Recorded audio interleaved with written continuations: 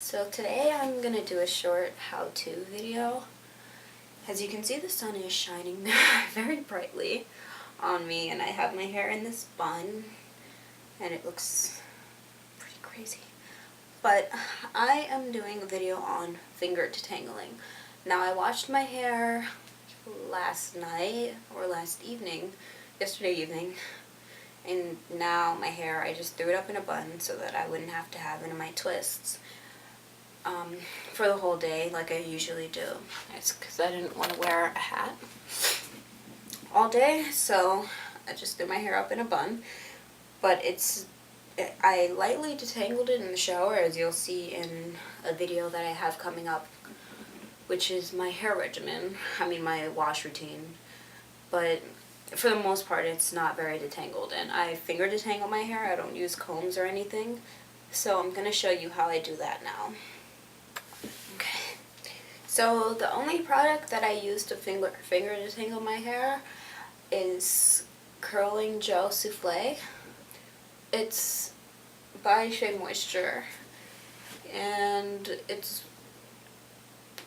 you don't get much hold from it, but it's called a gel, I guess.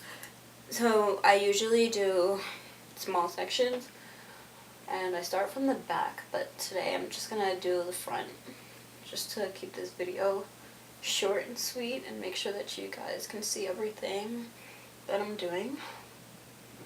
So I'll take a section about this big. Just throw the rest up and leave it up. So right now my hair is very dry, kind of brittle, not a very good feeling. So of the souffle, which is a little hard right now, I'll just dip a finger in or a couple fingers in and scoop out as much as I want. I can't really tell you how much because I don't use a set amount, but I just take some out to kind of drench my hair in, because I don't want it to feel dry tomorrow when I take these twists out. Well, when I take the twist out after detangling, and I want it to have a good amount of slip, which this is good for, but you just have to use enough. If you don't use enough, then it's just going to feel dry and not good. It's just going to be a hot, curly mess. Or at least mine is. And so right now, what you see me doing is, or what you saw me doing, was just working the product through. So for the most part, I'll just kind of separate the strands that are clumped together from my natural hair pattern, and I'll rake my fingers through. Now this is the actual detangling. So off camera, I just added more product and took a couple shed hairs out. I would usually just put that in the top of my container, the cover, just so then at the end I know how much I have lost.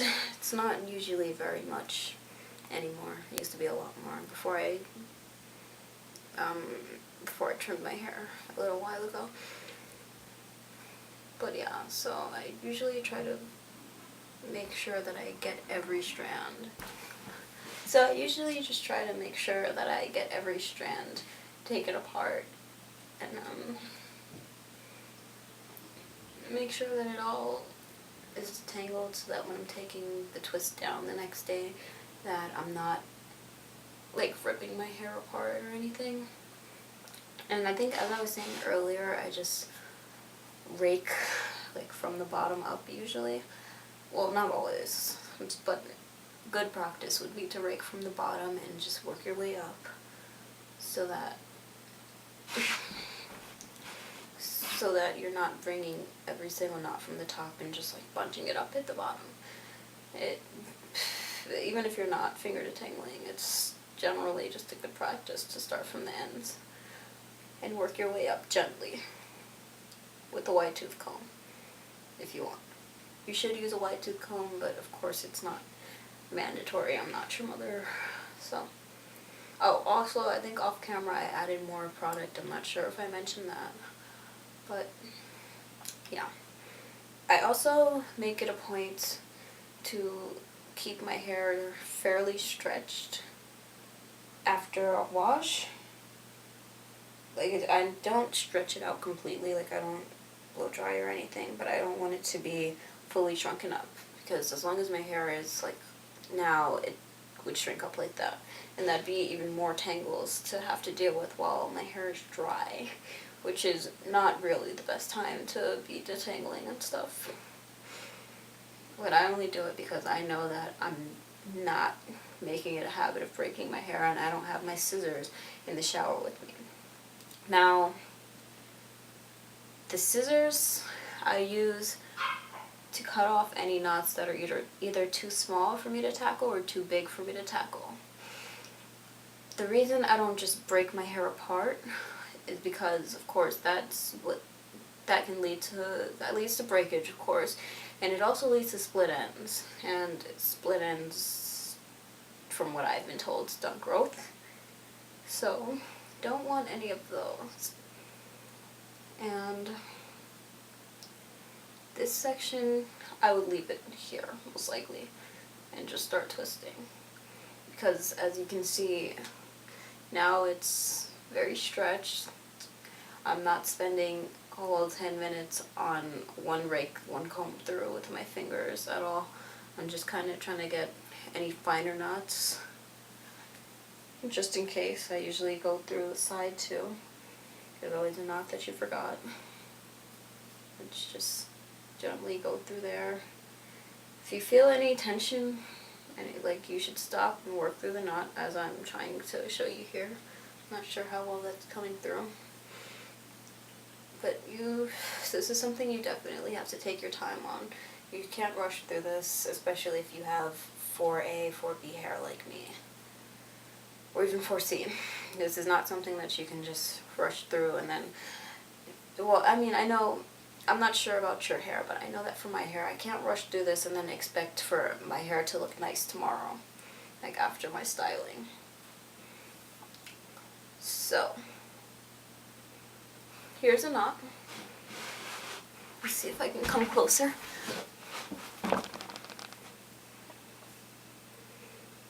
Here's a strand of hair that was curled up together, but it got stretched out together. The way I'm going to work through this is just by pulling it apart slowly. Sorry, I can't see anything. So I'm just going to pull each hair out one by one, well, each strand. Just pull it apart one by one. That part of this knot is gone. I lost the other part, so I assume it should be fine. Shed hair. And so this part is done. And from this section, I got that amount of hair. I don't know if you care, but that's all I took out. That's probably about 5 strands. Maybe 6. But